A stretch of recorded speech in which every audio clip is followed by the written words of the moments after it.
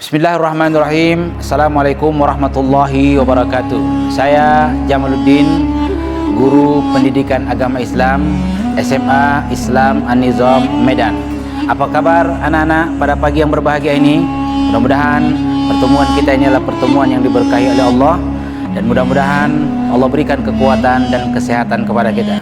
Bismillahirrahmanirrahim. Assalamualaikum warahmatullahi wabarakatuh. Anak-anak, kita bertemu lagi dengan pembahasan berikutnya terkait dengan sebelumnya yang kita bahas tentang pernikahan.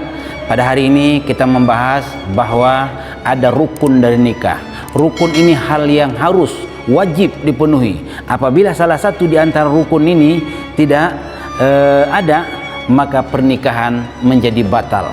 Pernikahan tidak sah. Nah, salah satu di antara rukun pernikahan yang pertama adanya mempelai pria. Calon suaminya ada, calon suaminya. Nah, jadi kalau dia menikah ya, maka calon suaminya ada.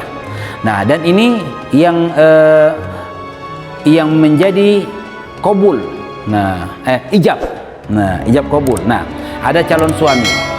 Kalau pernikahan istri ada, calon istri ada, calon suami tidak ada, ini tidak bisa, tidak sah pernikahan. Dan nanti kita akan bahas dalam pembahasan bahwa nikah taukil. Nah, nikah taukil itu suami tidak ada di situ, tapi sudah dipastikan suami laki-laki yang mau menikah itu ada. Nah, yang dijadikan satu ini dalam pembahas kita ini, pembelai pria ada. Nah, ini yang kedua, pembelai wanita. Nah, calon wanita. Nah, syarat dari rukun dari pernikahan itu ada calon yang ini si istri, calon wanita yang mau dinikahi. Nah, ini menjadi syarat. Kalau seandainya dia menikah tapi calon perempuannya tidak ada, maka tidak sah. Atau calon perempuannya belum lagi ketemu, tidak sah.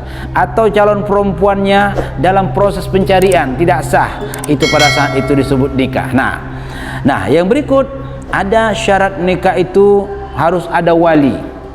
Wali ini terkait dengan orang tua kandung. Orang tua kandung si perempuan.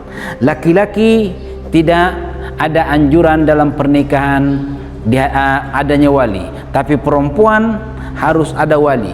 Karena yang menerima sirat ijab qabul antara calon suami dengan orang tua perempuan. Nanti ada syarat daripada wali, syarat daripada wali. Nah, sama dengan wanita yang dinikahi juga memenuhi syarat, tapi nanti kita akan bahas pada pembahasan berikutnya. Tidak boleh menikahi istri dalam iddah, istri dalam tanggung jawab suaminya. Nah, ini tidak boleh. Ini kita akan bahas itu. Tapi ini terkait dengan wali.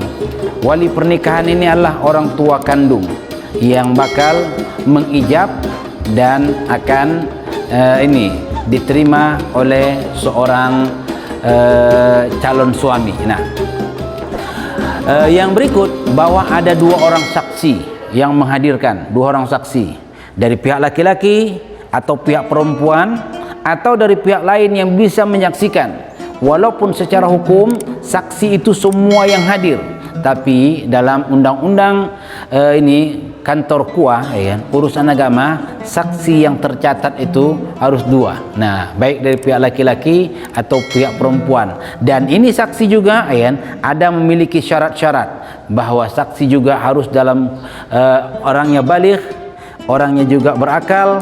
Tidak semua bisa dijadikan saksi, dan ini dalam pembahasan berikutnya. Yang berikutnya ada sirat. Sirat ini adanya ijab qabul,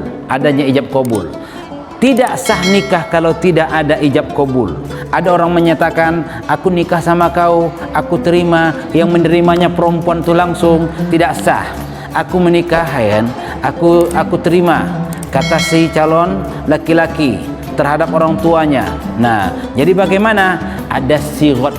Nah, dan di dalam sirat itu, ijab qabul itu disebutkanlah di dalam, yaitu mahar yang bakal diberi. Apakah harus ada maharnya? karena bahar juga tidak pun ada mahar pada saat itu, maka disebutlah dia berhutang. Jadi orang yang menikah mahar tidak diserahkan secara tunai, itu bukan disebut dengan tunai. Nah, itu disebut dengan hutang. Bolehkah mahar itu dihutang? Boleh, secara hukum boleh. Maka nanti ada ijab, itu kalimat dari pihak si ayah perempuan, calon istri. Aku nikahkan anakku nama fulana dengan mahar 10 gram emas tunai. Nah, disebutkan di situ. Maka dari pihak laki-laki calon suami menerima, nah, saya terima nikahnya, kan, sepulan bin sepulan, mahar 10 gram emas tunai.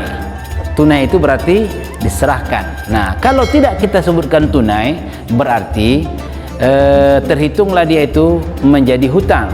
Dan bolehkah itu dihutang? Dan lapasnya juga, kan, dengan mahar 10 gram emas hutang.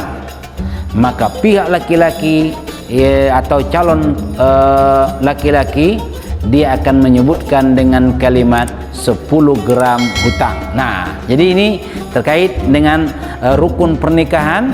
Ada, kita ulang lagi, ada calon suami, ada calon istri, ada ada saksi, kedua orang saksi. Yang ketiga ada sigat, ijab kabul. Nah, setelah ini terpenuhi, maka sahlah nikahnya. Maka pernah kalau kita menyaksikan pernikahan, bagaimana saksi? Sah. Nah, kenapa? Kalau nanti sigatnya tidak sama, kata si orang tua si perempuan, saya nikahkan anak saya fulana, nah, dengan mahar 10 gram emas. Maka nanti waktu pas menjawabnya, 5 gram emas. Nah, tidak sah.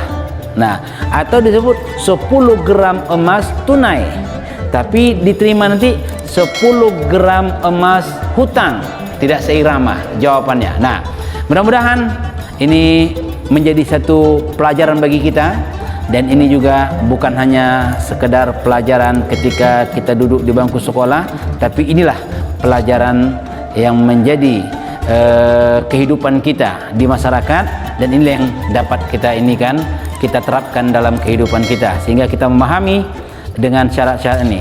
Lebih dan kurang mohon maaf. Assalamualaikum warahmatullahi wabarakatuh.